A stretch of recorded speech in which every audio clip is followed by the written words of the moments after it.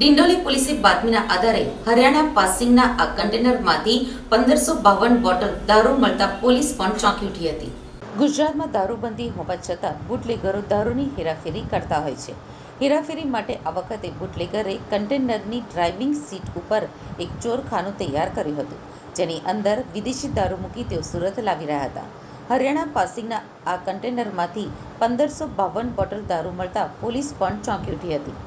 ડિંડોલી પોલીસે બાતમીના આધારે હરિયાણા પાસિંગના ટ્રાન્સપોર્ટ કન્ટેનરમાં વિદેશી દારૂ છુપાવેલો ઝડપ્યો હતો. પોલીસે કન્ટેનરની તપાસ હાથ ધરી હતી. હરિયાણા પાસિંગ HR55AA3860 કન્ટેનરની જ્યારે પોલીસે તપાસ હાથ ધરી ત્યારે પોલીસ પણ ચોંકી ગઈ હતી. ચોરખાનામાંથી ભારતીય બનાવટના વિદેશી દારૂની અલગ અલગ બ્રાન્ડની 3,12,480 રૂપિયાની નાની મોટી 1552 બોટલો મળી આવી હતી. પ્રોહિબિશનના મુદ્દામાલ તથા પાયલોટિંગ કરતી ઓટો રિક્ષા સાથે 2 આરોપીઓને ઝડપી પાડી કાયદેસરની કાર્યવાહી હાથ ધરી છે.